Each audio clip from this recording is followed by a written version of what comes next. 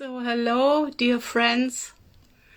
We will start our fourth, or with the introductions, fifth meeting of the book reading and listening project now. And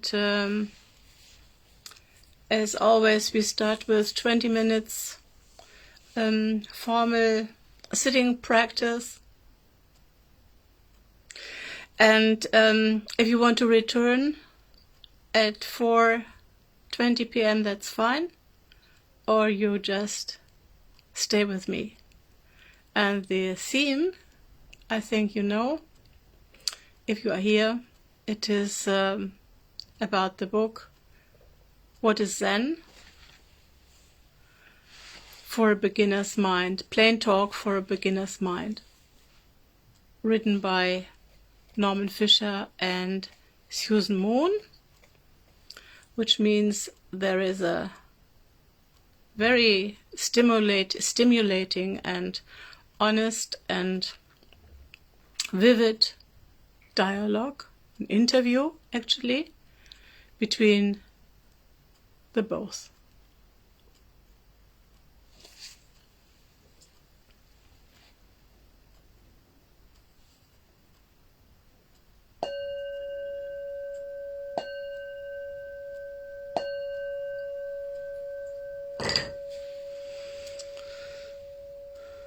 So we sit until 4:20 and then I will start the reading.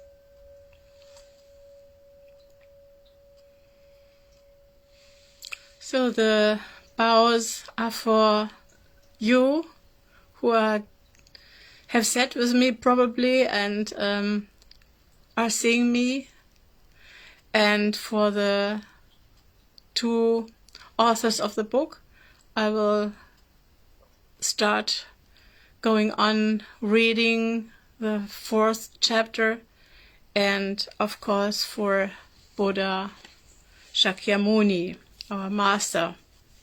And perhaps we allow ourselves a short stretching.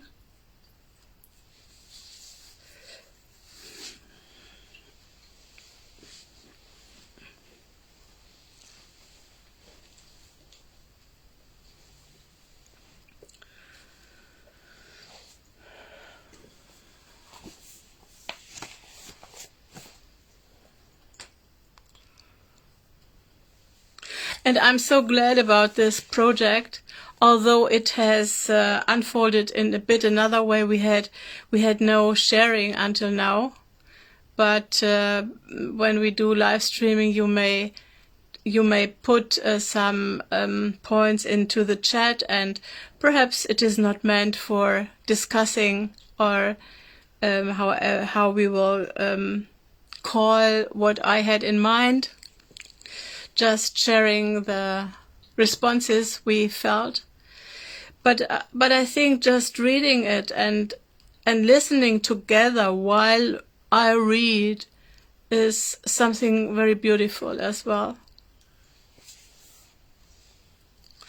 If you ask me how long this may last, I'm not sure actually. I still cannot really estimate the time, but I don't think it lasts longer than 20 minutes, the pure reading, and then we will have another very short break, and we'll see what we do with it.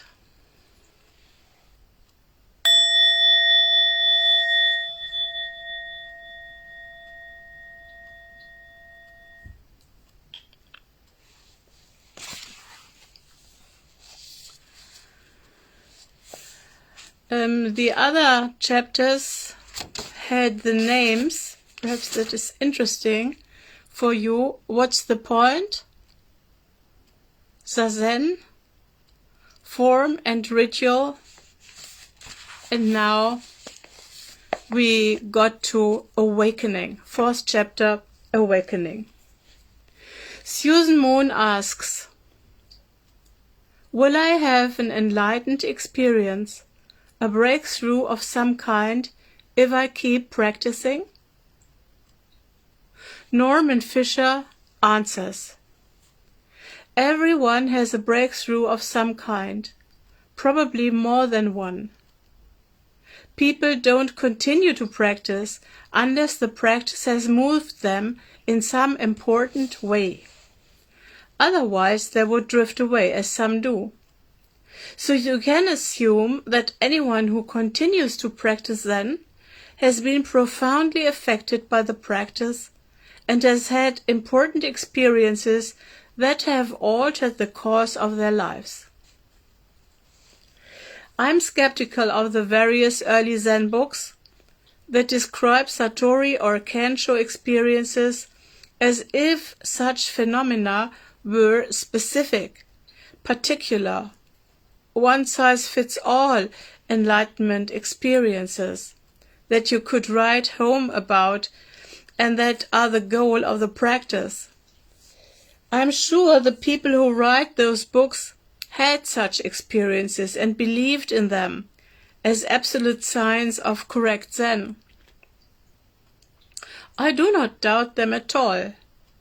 What I doubt is that all correct or spiritual effective Zen practice has to look like that. In fact, spiritual experiences are conditioned by spiritual methodologies. Classical Rinzai Zen koan practitioners have classical Rinzai Zen koan breakthroughs, just like in the books. Theravada Buddhists pass beyond the conditioned to nirvana, the unconditioned. Christians see Jesus or feel his love ineffably, even if he remains invisible to them. In Soto Zen, dramatic experience of awakening are not emphasized, so they occur less often. But we have many kinds of deep experiences and realizations, which can sometimes loom up all of a sudden. And for some practitioners, transformation of character and view is gradual, with almost no drama, which may be better, more solid. The books that talk about breakthrough often don't give you the follow-up, what happens 5, 10, 20 years after the big moment. Breakthrough without ongoing cultivation in practice could be negative, destabilizing your life without offering an alternative and therefore messing you up. In Rinzai Zen, it is explicit that Satori or Kensho, which in my vocabulary are synonymous, marks the beginning of real practice, to be followed by much further work. For Dogen and Soto Zen, enlightenment is practice itself. With ongoing practice, enlightenment experiences become an everyday matter. Small experiences, large experiences, loud ones, quiet ones, many experiences, many challenges. Your phrase enlightenment experiences can be confusing to a lot of people. The word enlightenment is used variously in spiritual contexts. It seems to imply an ultimate spiritual or mystical state, a state of transcendence. But in Zen, it may be that Kensho or Satori is the equivalent of what's called in Mahayana Buddhism bodhicitta, the initial dawning of the thought of enlightenment, a watershed experience, but not an ultimate one. Bodhicitta is the desire which gives rise to a vow to continue to practice on and on for the benefit of others. Bodhicitta is an important step in practice. When bodhicitta dawns, you see the depth of the practice and its importance for your life.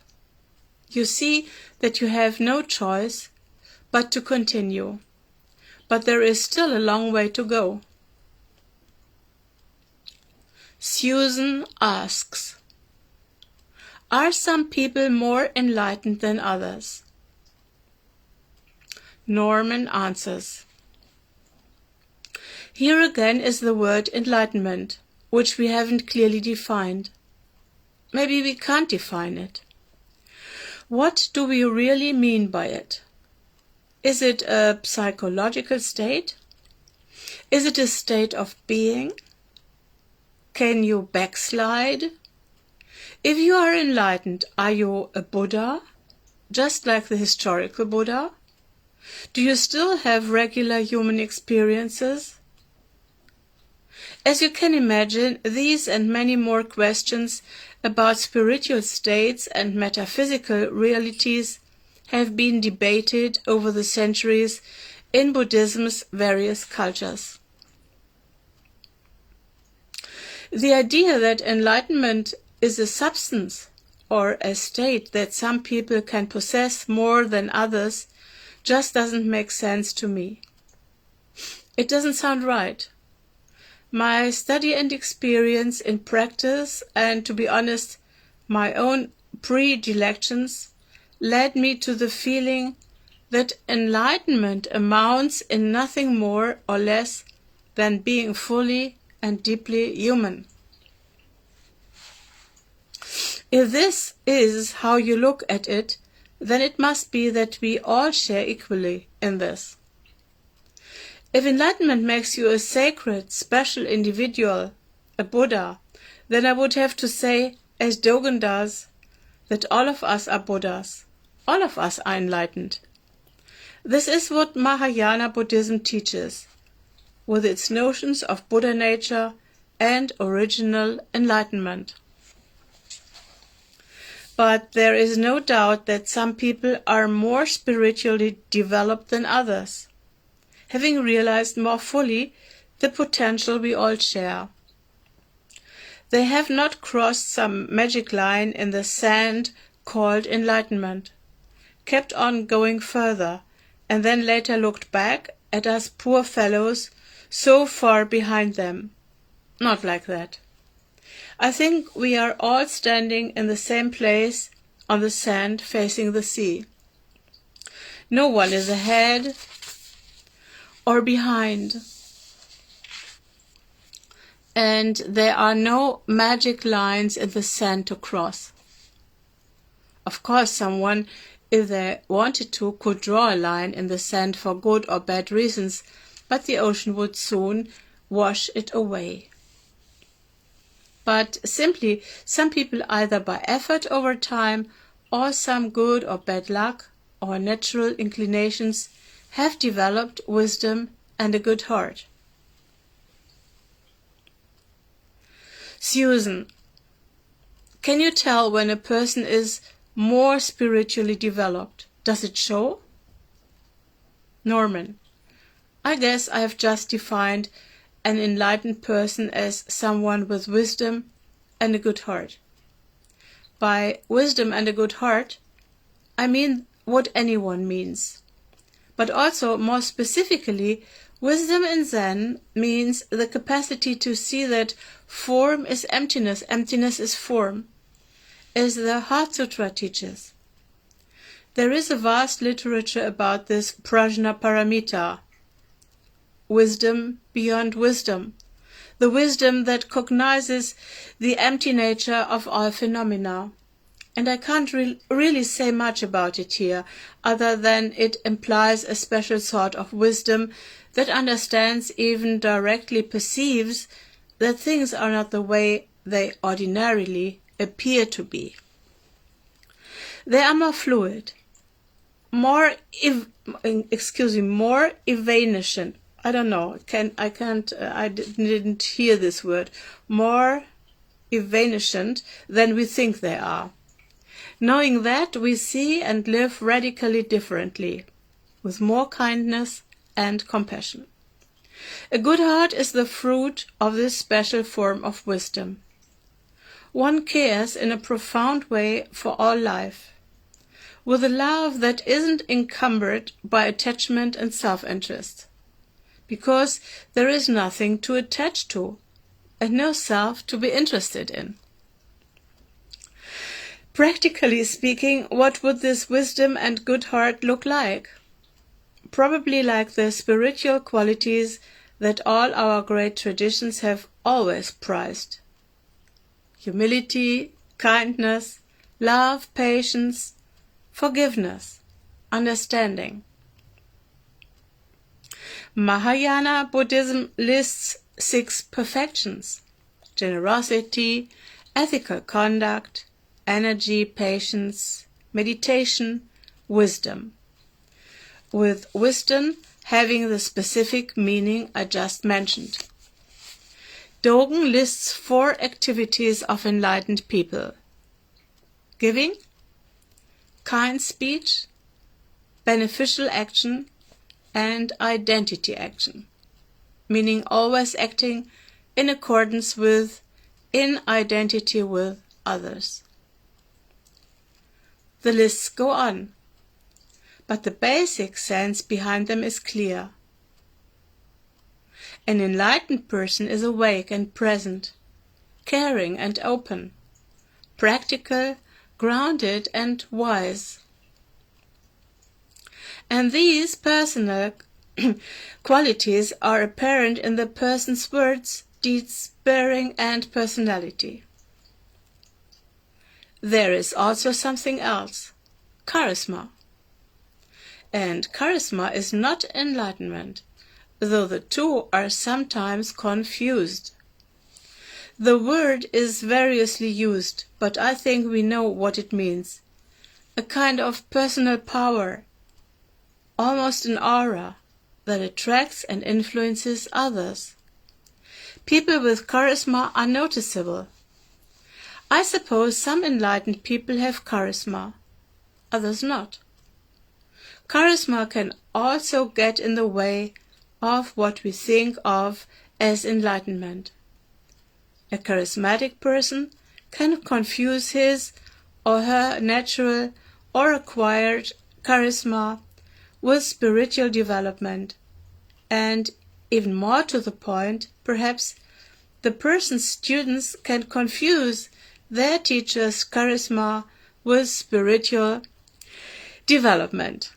When this happens, problems ensue for all concerned. After all this, though, maybe we can declare a moratorium on the use of the word enlightenment. It isn't a word I like that much, and I think it usually creates more confusion than clarity. And it is, after all, just a word. Susan asks, do you believe that it's really and truly possible to be liberated from suffering in this life? Norman answers, I do. But this is another question that we have to think carefully about. I don't think anyone can eliminate from his or her life all the things we would subsume under the category of suffering: physical pain, loss, adversity, failure, and so on. Bad things can and do happen to anyone. Buddha himself had backaches and an upset stomach, according to the early sutras. The question is not what happens, but how you receive what happens. Death could be suffering, but death could also be liberation, final freedom, if your lifetime of practice inspires you to see and experience it that way. Though I'm not sure the word experience applies to death. We could have a lot of pain and suffering. We could be moaning and groaning, but if we are fully merged with our practice, if our life is nothing but practice, we could also be liberated even in the midst of our mourning and groaning, or moaning and groaning. We can feel okay to be in the condition we are in, whatever condition that is. We can accept it and make use of it to appreciate our life. Maybe the way to say this is something like, we can suffer and yet not suffer. Another paradox. That would be liberation from suffering.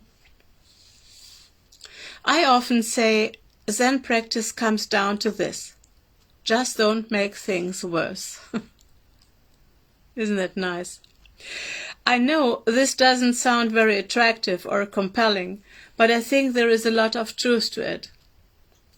What makes suffering suffering is our aversion to it, our desire to escape, our childish sense that this shouldn't be happening, that we shouldn't be suffering, and that we should be able to figure out how to make it stop. That attitude makes the suffering worse. But when we are willing to suffer, when it is time to suffer, when we don't mind, when we know that suffering is and was always built into being alive in a living world, and that this is the beauty and the privilege of living, then we can take on the suffering, and it isn't really suffering. 2 of our great Zen abbots died of cancer, both at age 67, a pretty young age these days. Suzuki Roshi died in December 1971. He had a lot of pain and suffering, but as people who knew him then tell me, he didn't lose his practice. He didn't lose his way. Myogen Steve Stuckey died in December of 2013. He had pancreatic cancer and suffered terribly. with tremendous pain and weakness. But he also maintained his happiness, kindness, and good spirit. I would say both these Zen men suffered and did not suffer. I would say they were liberated not from suffering, but within suffering. The suffering of pancreatic cancer is bad suffering. Most of our suffering isn't that bad. Most of what makes us unhappy in our human lifetime can be avoided. I really don't need to suffer so much over my reputation, my possessions, over whether or not somebody loves me or validates me, or whether or not I get my way and get to enjoy my preferences all the time, or preferences all the time. If I know how to appreciate what comes no matter what, I can save myself a lot of suffering. In this sense, yes, I can be liberated from my suffering. I can not suffer. And now we get to the last exchange of Susan Moon Sensei and Norman Fischer Roshi. One more question on the subject of enlightenment. Are you enlightened? Says Susan. I guess my effort to declare a moratorium on the word enlightenment was a failure, says Norman. And he continues, but since you asked, no, I'm not enlightened. I can't imagine being enlightened, but I'm definitely committed to continuing my practice, come what may. As far as I can tell, there is no other option.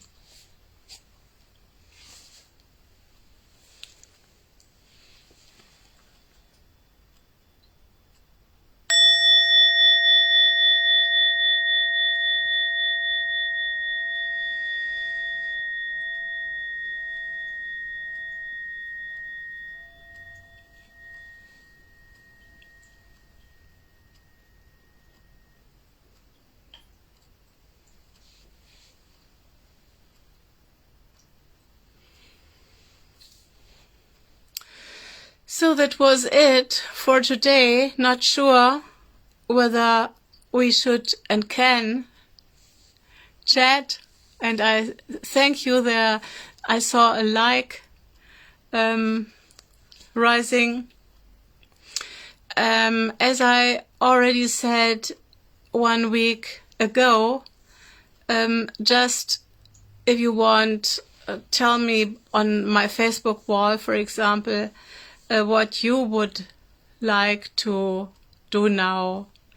Would you prefer to let this all sink and stay in silence, or return to your Sunday life matters?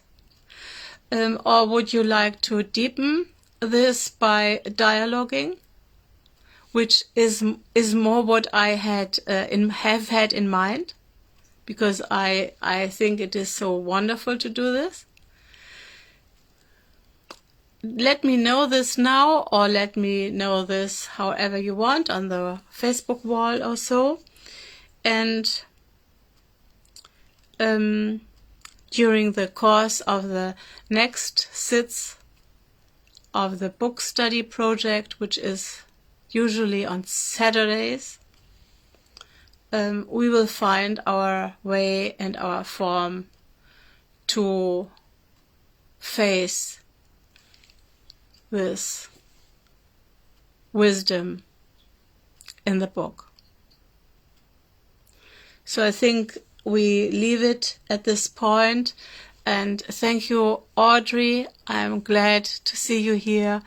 Wonderful. And Zazen, Larsen, Cusano, and Andreas, have a good Sunday afternoon and evening, and others are in the morning, I know.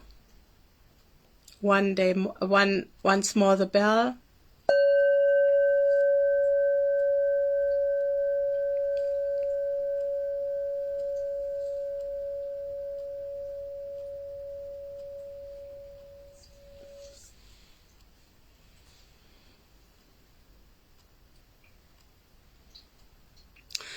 You will very soon find the playlist of the YouTube videos we are making from every chapter's reading on my website. I will let you know on my Facebook wall.